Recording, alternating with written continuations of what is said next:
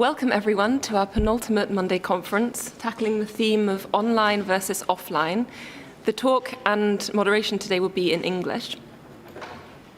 I'd also like to welcome everyone watching online. You can listen to different interpretations to different languages using the interpretation button at the bottom of your screen. And obviously I'd like to welcome everyone in this room who can also listen to different languages using the button and headphones at your desk.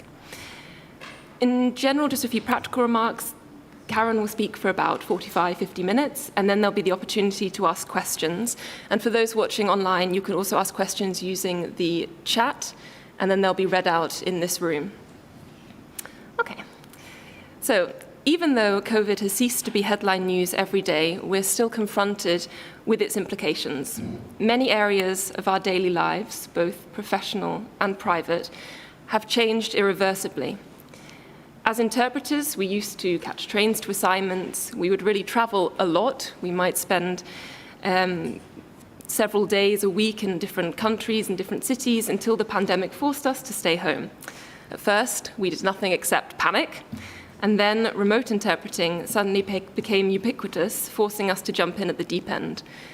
And this new mode of working raised many questions, such as who pays what, how good is my internet connection, who is assuming liability if there's any issues, is it okay to work in your pajamas, and is this even interpreting?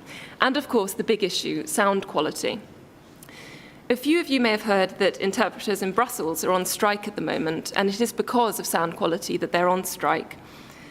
According to a recent article, Parliament interpreters walked off the virtual job angry at deteriorating health conditions from spending hours trying to interpret people calling into meetings from cars and restaurants over bad connections. They were suffering from tinnitus, they said, not to mention insomnia, nausea, and vision deficiencies. So they decided to stop interpreting European Parliament members dialing in remotely, although they did keep on working on in-person speeches. One EU interpreter said, and I quote, "It's like driving at night in the rain versus traveling by day in good weather. You get to your destination at the same hour, but in the first case, there's a growing risk of accident and increased fatigue once you get there." So as you can see, this is a very current topic and also quite contentious. And for that reason, I'm delighted to be able to welcome Karin Walker here today. Karin is a freelance conference interpreter based in Cologne. She was born in England, raised in Bavaria, graduated in Scotland with a postgraduate diploma from Heriot-Watt. And she used to teach interpreting as well, or still does, at Cologne and Winterthur. So she's very familiar with this situation that we're experiencing today. Karin is a member of both the German Association of Conference Interpreters and the International Association AIIC, and has been very involved in both associations as of 2015. As well as sitting on the board of the German National Association, she has also set up two working groups, one of which is on remote simultaneous interpreting. And for AIIC, she's been a technical officer since 2021. So I'm very much looking forward to your input, Karin, and maybe afterwards those who are not interpreters can understand why our colleagues in Brussels decided to switch off their mics. We'll now hear the consecutive interpretation.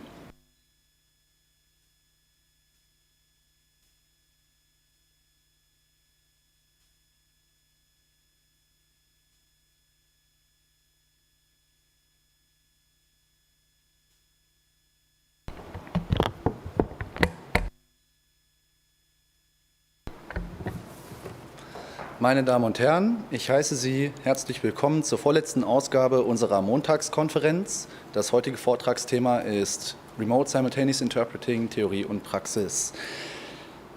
Wir haben diverse Verdolmetschungen anzubieten. Sie können hier im Saal den entsprechenden Kanal auswählen und über Kopfhörer mithören. Für unsere Zuschauer, die von zu Hause über den Livestream dabei sind, Sie können den entsprechenden Kanal in der Zoom-Konferenz anwählen.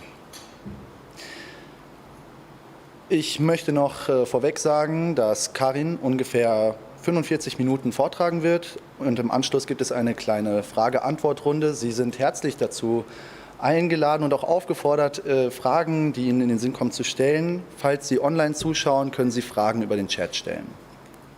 Nun, Covid-19 hat uns alle betroffen. und unser tägliches Leben stark beeinflusst. Viele Berufe waren davon beeinflusst und insbesondere auch wir als Konferenzdolmetscher.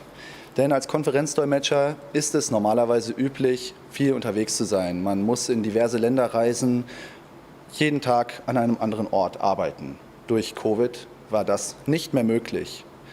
Und man musste sich neue Möglichkeiten suchen, wie zum Beispiel über das Internet zu dolmetschen, das Ferndolmetschen. Dadurch wurden jedoch einige Fragen aufgeworfen. Wer bezahlt? Wer ist verantwortlich, wenn etwas schief geht? Woher bekomme ich gutes Internet? Ist es in Ordnung, im Pyjama zu dolmetschen?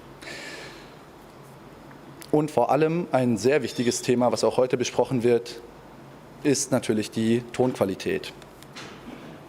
Vielleicht haben Sie auch schon davon gehört, dass Dolmetscher in Brüssel derart auf die Barrikaden gehen, dass sie sich dem Ferndolmetschen verweigert haben. Sie streiken. Es gibt dazu einen Artikel, der dies beschrieben hat, in dem die Dolmetscher, die Betroffenen, angeben, dass sie unter den Bedingungen des Ferndolmetschens an Tinnitus leiden, Schlaflosigkeit erfahren haben und weitere negative Auswirkungen erleben mussten. Deshalb verweigern sie sich dem Simultandolmetschen. Sie machen aber noch Face-to-Face-Meetings. Ich möchte jetzt noch etwas über Karin selbst sagen. Ich freue mich sehr, dass sie heute hier ist, denn sie ist eine wahre Expertin in diesem Gebiet. Sie ist geboren in England, aufgewachsen in Bayern, hat ihre Bildung in Schottland erfahren, beziehungsweise die universitäre Bildung, wo sie später auch an der Heriot Watts University in Edinburgh einen Abschluss in Conference Interpreting und Translation machte. Sie hat später auch selbst unterrichtet, deshalb kommt ihr diese Situation heute sehr bekannt vor. Und sie ist sehr bewandert in den Themen, denn sie ist Mitglied sowohl beim VKD und beim AIIC, seit 2015 auch im Vorstand des VKD tätig. Sie hat dort ebenfalls zur Eröffnung zweier Arbeitsgruppen beigetragen und diese Arbeitsgruppen sind bis heute tätig. Für das AIIC ist sie außerdem als technische Referentin zuständig. Deshalb freue ich mich sehr, heute Ihre Sicht auf die aktuelle Lage zu hören und übergebe damit das Wort an Karin. Thank you, that was excellent. Hello everyone, good afternoon. I think we've heard a couple of times already what I'm going to talk about this afternoon, theory and practice of RSI. I should maybe start by responding to that one very salient question that Aoife Quigly just asked. Is it okay to work in your pajamas? The answer is, of course you can, but it's not okay. So hopefully that answers that particular question for you. I also heard that you, as first-year students, have been lucky enough not to have to do your classes remotely, so I don't know how much exposure you've had to RSI. You've been the lucky ones, I guess. So I'll try to keep things reasonably simple so as not to confuse you by all these concepts. I'll give you an overview of what RSI is and how and why it's used. That's the theory part. And I'll talk about the benefits and the drawbacks in practice. And I'm very happy to take questions. That's not something I would like to say out of politeness. I really do want to know whether you're curious about RSI and how you feel it might impact your later careers. So note down any questions you have, or you can also just interrupt if you would like to have more explanations on a certain point. Right, I'd like to start with a disclaimer. It's true that I'm a member of both associations and I also have certain functions in those associations, but I'm not speaking on behalf of them. So I'm not here in any official capacity. All opinions I will share with you today are my own, and I have a lot of opinions, and they reflect my personal experience of RSI and how I feel about the kind of work we're doing now versus the kind of work that we used to do in the before times. And feel free to discuss whatever you hear today with your teachers, many of whom I know as practicing interpreters. They might have different experiences, they might agree.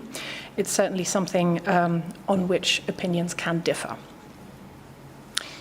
Okay, 2020 was a terrible year, I think, for everyone on a personal and professional level.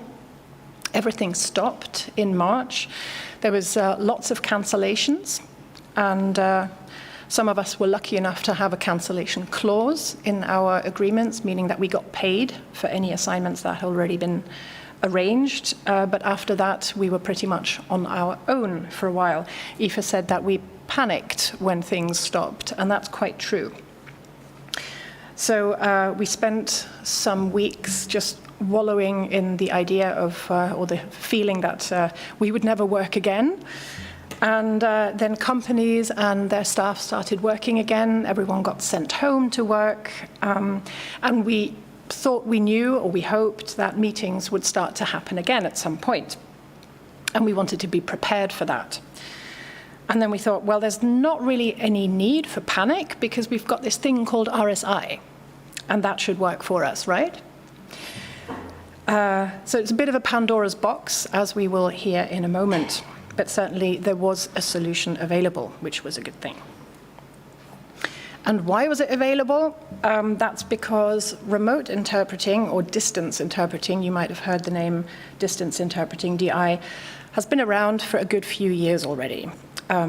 Probably 15 to 20 years, possibly longer if you think of telephone interpreting, which used to be a standard, especially in the United States, where it was initially used in healthcare settings and also legal. Think of conversations in prisons, things like that.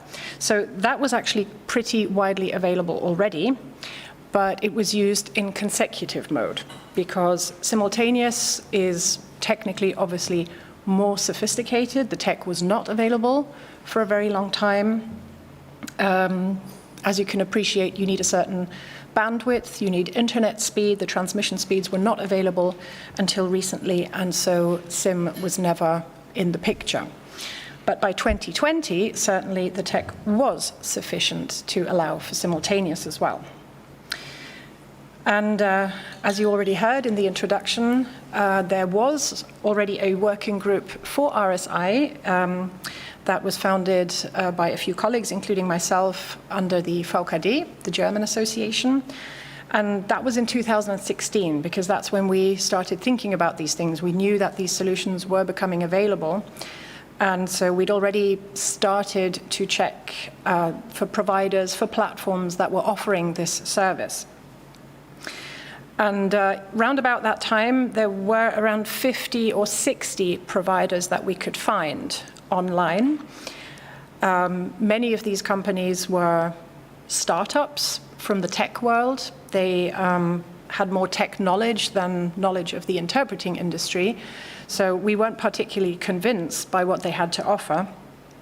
The solutions were very basic to some extent, a very simple interpreter interface, definitely not fit for purpose as we might deem them because we have certain expectations, and certainly not good for several languages, let alone for relay, which in fact is a fairly recent addition even now to RSI. So that was the situation back in 2016, and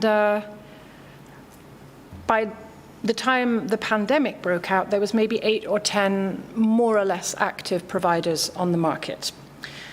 And so we had to go on hiatus and decided to use that time wisely and test some of these providers to see whether the promises were real.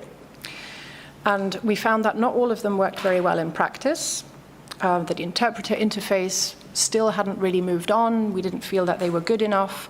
The sound video and video quality was rocky. More about that in a moment. And we found that a few providers had come up with a very clever idea. They wanted to sell interpreters along with the platform. And if I say that that was an instance of the Uberization of the profession, I hope that you know what that means. Everyone knows about Uber. trying to replace the taxi industry in a good many cities around the world. A typical instance of the gig economy, and it's quite an apt description because these providers, this business model was based around the idea of interpreters having nothing to do, just sitting around at home at their desks, online, waiting for somebody to go click, I want Portuguese, I want English, I want Italian, and I want it now. So that was the basic business model at the time, which still exists to this day. It's not been particularly successful, but yeah, it exists, so there it is. Like I said, we predicted that meetings would soon start up again, and that did actually happen in the summer of 2020. And so if you'd used your time wisely and you knew what worked and what was available, then you could reap the benefits of having done your homework, and you could advise clients on things that worked and things that didn't work. Quite a complex affair, as I will come back to in a minute. So I did promise theory, and so here is some theory for you. Where do we find RSI and how is it used? You have the purely virtual option, which you may not be familiar with because you didn't start your studies in the midst of the pandemic. In a purely virtual option, all the participants are not on-site, so off-site, and are participating online. We saw a great deal of this happening from the summer of 2020 onwards.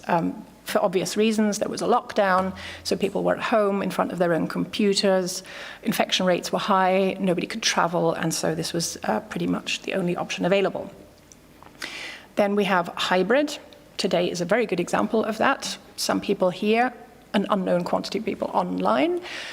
And then we have in-person, with obviously everyone in the same room. And there, again, if you look at it from a pandemic perspective, the audience size will depend on the situation at the time. How many people can you have in one room? And as for the interpreter location, that's maybe an interesting point. The interpreters can be in hubs. I don't know if you're all familiar with a hub. I will show you a picture in a minute. These can be temporary hubs that are built just for a certain meeting, maybe for 2 or 3 days on the client premises. Or what we found towards the end of 2020 was that some tech companies were building more or less stationary hubs that would just be set up for maybe a year or two, depending on how things go, and the interpreters would then travel there and work from there. Another option is to work from home, not in your pajamas, or at the kitchen table if you don't have an office. You can either work alone, which has its challenges, more about that in a minute as well, or you can invite your boothmate to come and sit with you, which has its obvious benefits. And then you might also be working on-site in a regular booth, but maybe outside of the meeting room, making it a remote kind of situation. And this sort of decoupling from the location of the actual meeting can be argued to make RSI convenient for some interpreters. Opinions will differ on this, but obviously if you don't have to travel somewhere or spend the night somewhere, maybe you can work as well as take care of your domestic or your personal commitments. Childcare might be a little bit easier, for instance. Or interpreters who live in a less central place, maybe in a rural location, might find it easier to pick up work because they don't have to travel to a larger city. Or maybe interpreters with a physical disability will find it a lot easier to pick up more work. So for some interpreters, RSI has actually been very beneficial, and that has to be said. Apart from the location of the interpreters, the tech, the equipment that you use will also vary in RSI. Typically, you'll be using not the consoles that you have in front of you right now, but a so-called soft console, which is integrated in the actual user interface on your laptop. You'll have a laptop or a desktop computer, which is quite fast, quite powerful. Plus, you'll have a second or maybe even third device on your desk so that you can listen to your colleagues, for instance, or maybe have a WhatsApp video call so that you can maintain that visual connection to your boothmate. You'll have a headset with a mic or an external USB microphone on your desk. There's some very good and pretty low-cost models available these days. Or you might be in a regular booth. If you're working in a hub, for instance, with the technician's hardware, you'll have a proper console in front of you, and the sound that's coming in and out from the Zoom platform or whatever platform you're using will be mixed by the technicians through the mixing desk, and that allows you to use your hard console, which is nice. So despite all this variation that we might not have had before, it's important to remember that our work, our role hasn't changed through RSI. We're still bridging that linguistic gap, and we still need good sound. We still need a good visual connection to what's going on, and we need to work as a team. Okay, so that's not changed through RSI. Okay, that's the theory. I wanted to show you a few pictures, so this is the practical side maybe. This is an example of remote work, although it didn't necessarily feel like it because we were on the client premises and the meeting was happening in the next room. And this, in fact, is the setup used for this particular client, which has been used for a number of years now. They just don't like to have the interpreter in the room, but it's a good example of remote.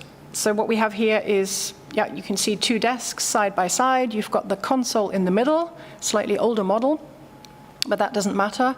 And there's a camera in the room. It's quite a long room, very long desk, a bit like here. And two cameras are looking at what's going on in the room from two angles. So that's the picture that you can see here on either side of that central screen. And on the central screen, you'll have the slides. To the right is a different client, but very much a similar setup. Not a great camera here. I think it's one of those that's mounted below the ceiling, so you get a kind of panoramic version of what's going on, so you can't see the speakers, but at least you get a feel for what's happening in the room. And other than that, our sound is transmitted by these infrared beamer things that you can see in the pictures there. So that's an example of remote work on site. And here we have an on-site version of the same thing, but in proper hubs. This is a larger meeting with 10 languages, 20 interpreters, and at the time we had to work in individual booths, and we were lucky enough to have double booths, single occupation, so very nice, but it also meant that we had to have 20 double booths in the room. So very large room on the client premises. This was a 3-day meeting. It was almost like a little village. It's actually quite nice because we could still see each other to an extent, maybe not the other languages, but you could certainly see your booth mate who was right next door. Everyone had their own personal big screen, and the technicians, a lot of technicians, I think 5 or 6 of them were actually in the room with us, so we had great support. And then this is an example I am not embarrassed to show you because it's from April 2020, where we had no clue what we were doing. This is my own office. It's not always that messy, and it is pixelated, so there is that. Remote work for a meeting that absolutely couldn't wait, although it probably should have waited. This is from my own office, as I said, and I invited my booth mate to come and work inside my office because we just really hadn't figured out yet how to communicate through a video link, and we also didn't want to. So that's what we did for this particular meeting. You can see that I've got a big screen right in the middle, and then I've got my laptop off to the right. I don't think we were using a third device at the time because the booth mate was in the room, but you certainly need at least 2 screens for that kind of setup. And I should probably also say that not everything that can be done should be done. We know that now. This is year 3 after the pandemic. We've had a lot of opportunities to try out things that maybe are not quite okay. But it's important to try them out so that you know why they don't work. It is possible to work from home like this. It's not necessarily a good idea. It's not for everyone. The question is always, can I recreate a more or less professional environment, which, as you can appreciate, will mean a quiet environment, no interruptions, no kids, no dogs, no cats, no neighbors drilling holes in the wall, good connectivity, yeah, good internet. Can I work with my colleague? If you can't make that work for you from home, then the at-home solution is not a great idea. Okay, so that's a few impressions of what that can look like. Let's talk about the challenges. I actually need 2 slides for this. Regardless of what setting you have for RSI, there are a lot of challenges, and chief among them would be audio quality. This is something we come back to all the time.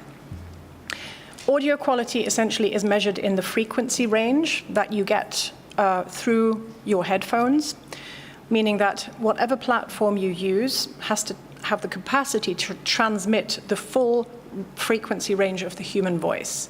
To this day, there is not a single platform that will allow that kind of transmission.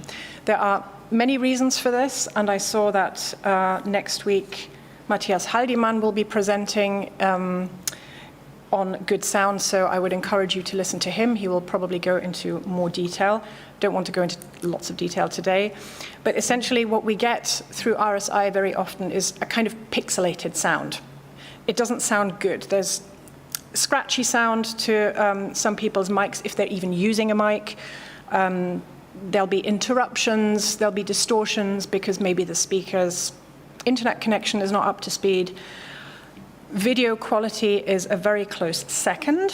We need to see people's facial expressions. We need to see people's body language because that provides you with a whole bunch of visual cues that you need to understand the message. A screen is a 2-dimensional thing, but we are used to 3-dimensional messages coming out, visual messages, so we don't have that in RSI. Then it's quite complicated to work in a team or even in a booth when you're not together. You might also be in a separate booth in a hub. That's one step in the right direction, but still you haven't got that person next to you. Writing down things on a pad is made more difficult. You might not be listening to that person quite as intently as you maybe should. So it can be more challenging than if you have somebody right next to you. And then I wanted to mention the lack of interpreter visibility. What do I mean by that? You're not there in RSI. Remote means remote. You are literally not in the room. You might be somewhere completely different, but as long as you're not in the room, you're not seen. You're a disembodied voice. And it's, I think, quite understandable, although it's regrettable, that a disembodied voice becomes a commodity. It doesn't matter who you are, whether you're a nice person, it's literally just a voice that people can click on and off. So it becomes quite exchangeable. And that can make it difficult to feel invested in the event that you're in. And then, of course, there's the cognitive load. It's a lot more taxing, I think, to process the signals that are coming through with substandard quality. You need to concentrate harder. More comprehension goes on understanding the message.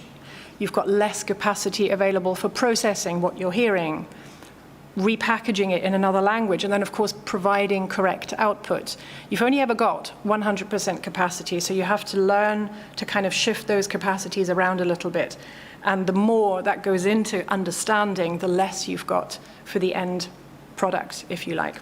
So it is more difficult overall, which is also why in RSI you tend to switch maybe every 15 or 20 minutes rather than the usual half hour. Okay, part 2, the challenges. I did promise you 2 slides here. Background noise might sound trivial, but it is absolutely not. By that I mean typing noise that might be coming through from somebody with a live mic, even though they're not speaking. The dog's outside, the doorbell's ringing. Somebody might be dialing in from a moving car.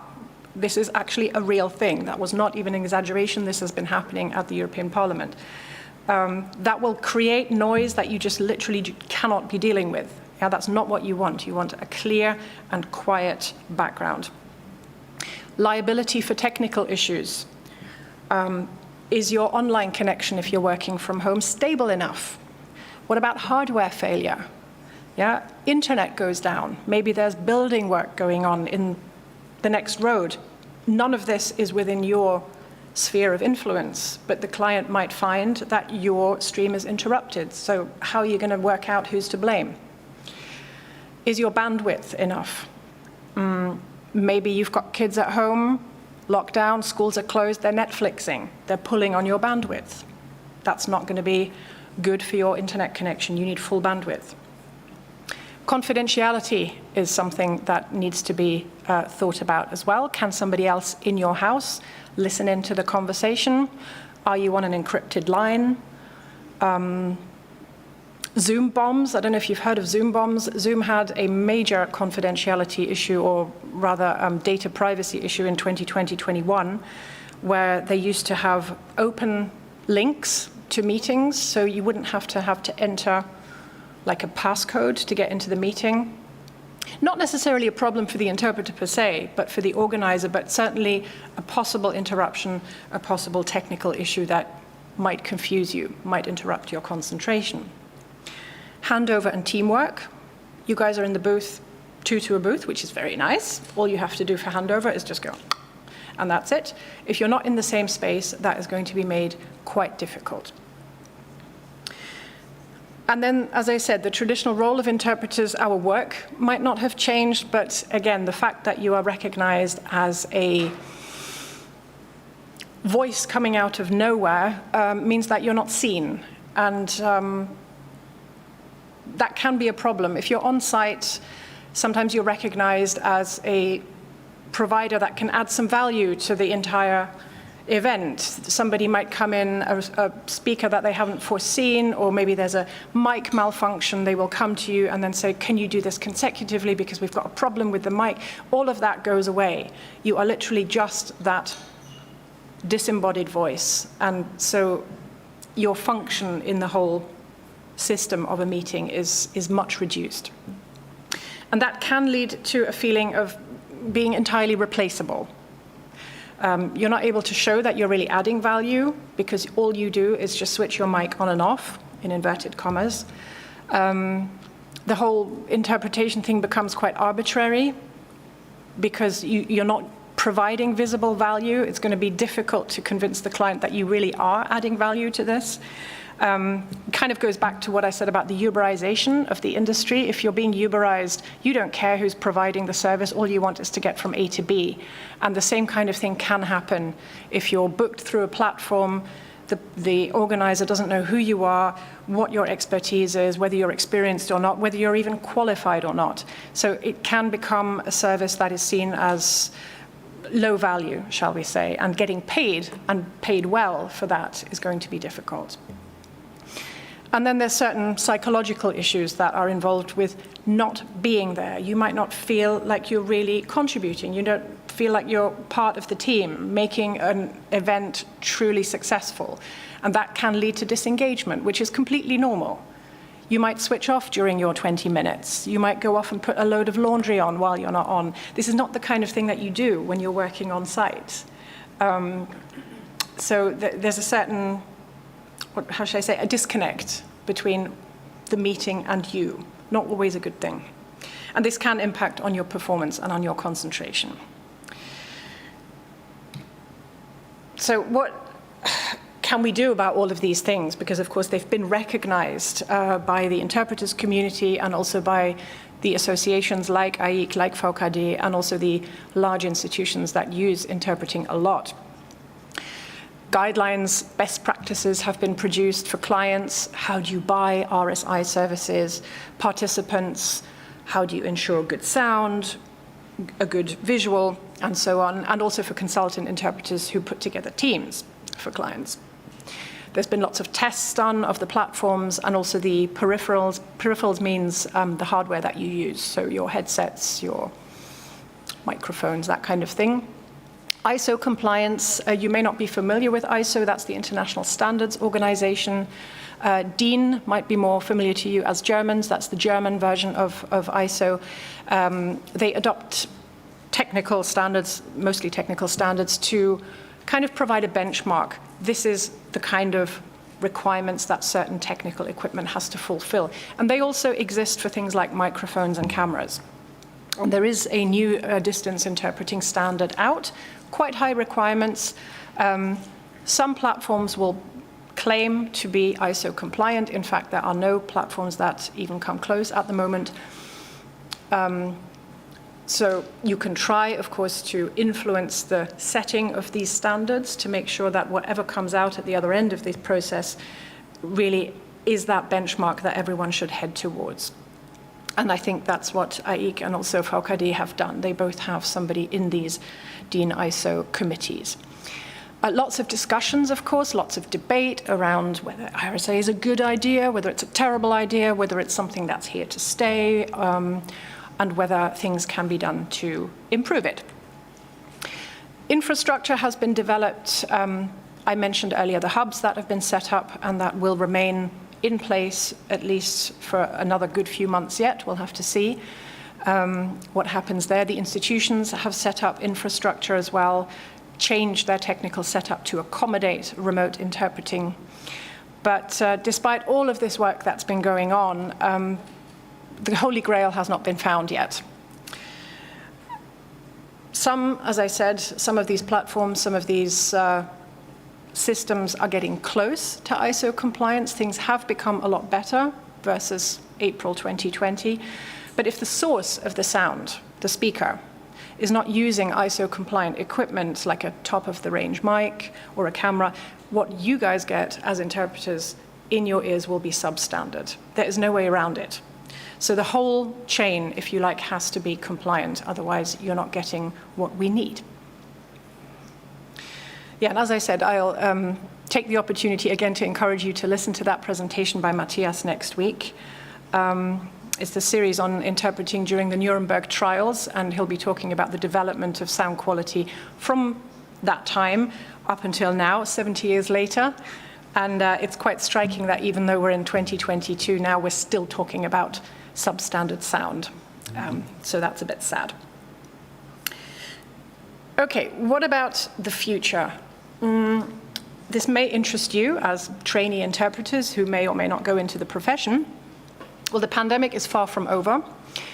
It may come back again, we don't know. I mean, this is probably the best situation we've had since March 2020, but infections are rising again, so we don't know. There might be more restrictions coming in. And for that reason alone, I think RSI will still figure in our work.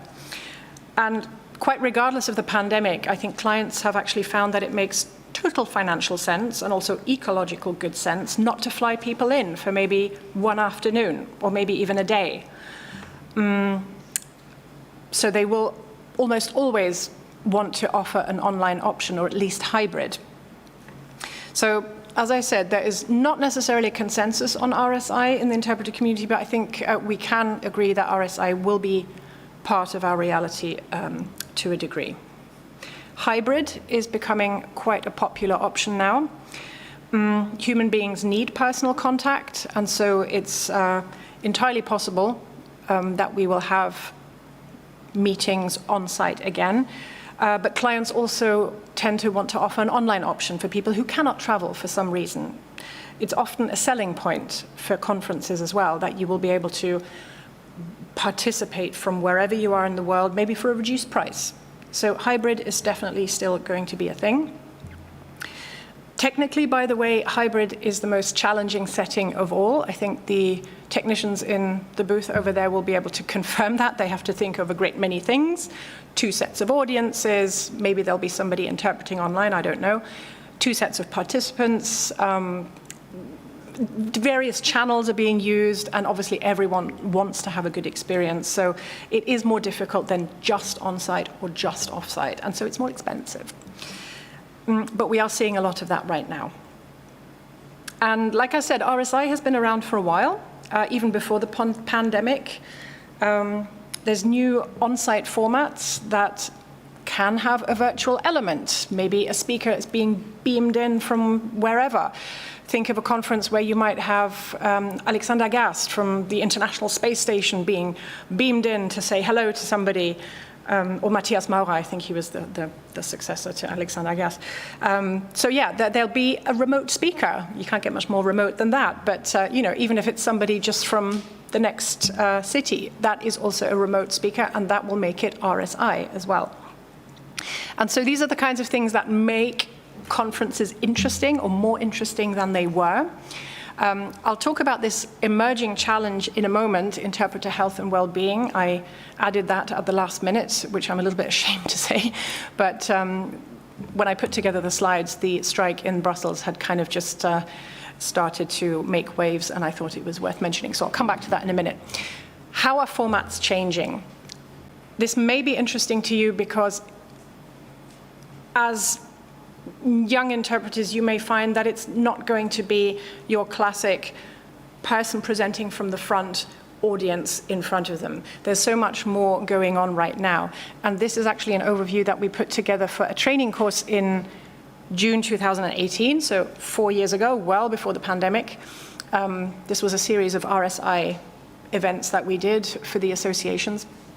And there was somebody there who talked to us about different kinds of event formats that are coming out of the industry right now. So shorter meetings. People don't have the patience anymore for 5-hour meetings. They might want 5 times 1.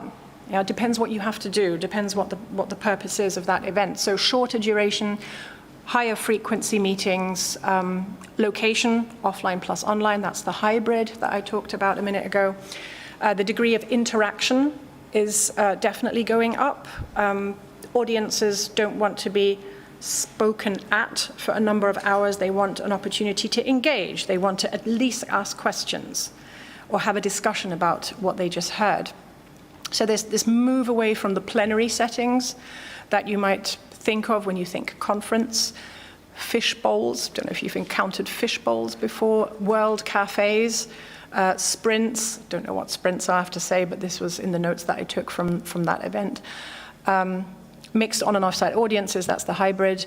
Interaction via app. You might think, what does that got to do with the interpreters? But think of Slido. I don't know if you guys are clued into what Slido is. Slido is a pretty cool app, actually, because what you can do is poll your audience. You can give them a little code to type into the Slido app, and then you'll see a number of questions come up on your screen, and then you can kind of indicate what option you want, and then you can beam the results onto the screen. So we're seeing a lot of that interactive stuff. For interpreters, this makes sense, and you need to know what that is because you need to know what's going on. You need to know what's on that screen. So you need to type in that code, and so you can interpret properly what's going on. So lots of interactive things going on there. Big emotions, the experience. It's no longer enough just to sit down and listen and leave again. There's going to be different formats. There might be a performance, there might be a comedian, and that means your job is becoming a little more varied, shall I say. It's no longer just the PowerPoint thing. You're going to have to deal with more than that. So the traditional physical booth setup that we have is not really compatible with a lot of these formats. People move around now, so how is your voice going to get to the people who need your interpretation? How is the sound that you need going to get to you? These are all things that you have to think about when a client comes to you with these kinds of requests. Okay, again, this is from 2018, 4 years ago, lots of perceived benefits of RSI. At the time, it was seen as largely positive, probably because it wasn't a necessity, it wasn't a threat. It was an option, so you could take it or leave it back then. Yeah? 2 years later, we didn't really have an option, we had to take it. What is undoubtedly true is that it's easier to put together teams now when you don't have to fly them in or have them on the ground at the same time. So your location might be secondary. If a client comes in with 48 hours to spare and says, I need this, I need that, it can be easier to meet that request than it might have been before because you don't have to fly people in. There's less stress involving travel. You don't necessarily have to stay overnight. Undoubtedly a benefit for some. And at the time, I'm going to assign a caveat to this. We thought, oh yeah, several assignments per day, maybe 3 times 1 hour, 9 o'clock, 12 o'clock, 5 o'clock, no problem. And of course we're going to charge as if it were a full day every time.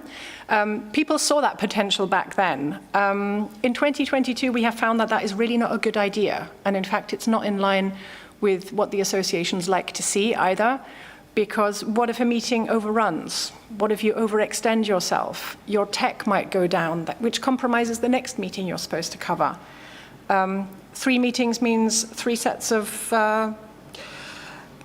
preparation. You have to kind of switch mentally. There's a lot of problems associated with this proposition.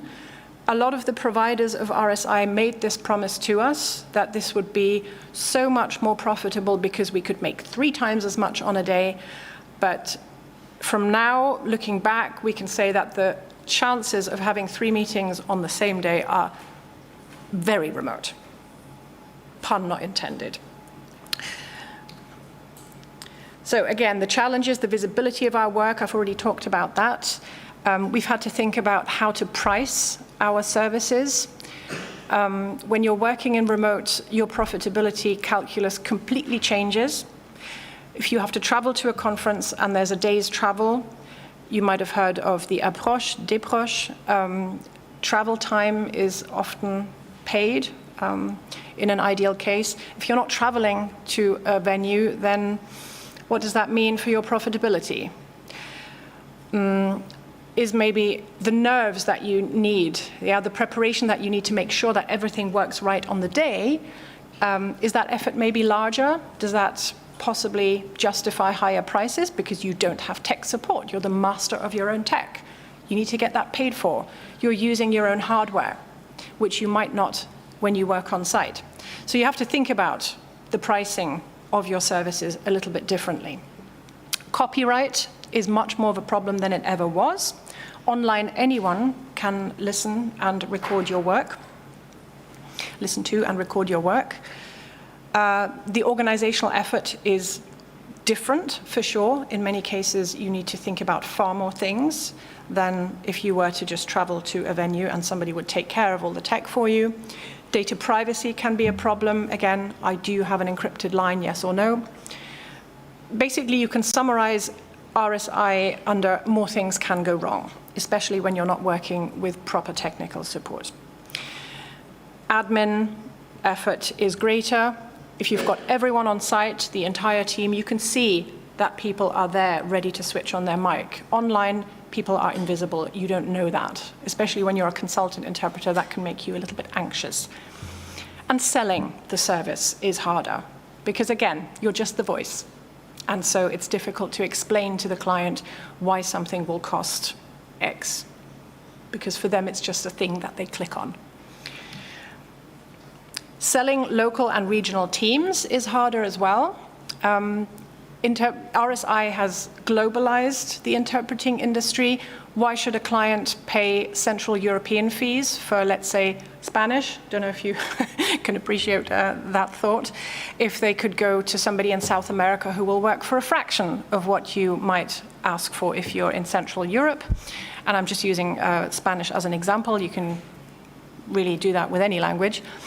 Awareness raising of the importance of sound and video quality is very difficult. We never had to do this on site because it was just taken for granted that we would have great tech. Everything was wired, nothing was online. People would use mics like this. This, in year 3 of the pandemic, is what we probably spend most of our time on now, is awareness raising of sound quality. Liability limitation is important. Have something in your contracts to exclude you from any liability for technical problems, because you don't want somebody coming to you and said, oh, well, there was a 10-minute chunk missing from your interpretation. I'm not going to pay you. I'll not pay you everything. And then we come to the acoustic health and well-being thing. A major challenge. What we heard from Aoife during the introduction about what's happening at the EP is absolutely no exaggeration at all. This strike did not come out of nowhere.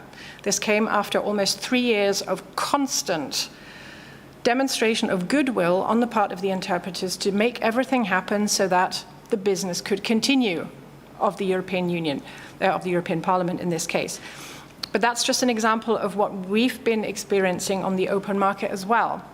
It was really hard for a long time to have reliable data on health problems associated with RSI among the interpreting community.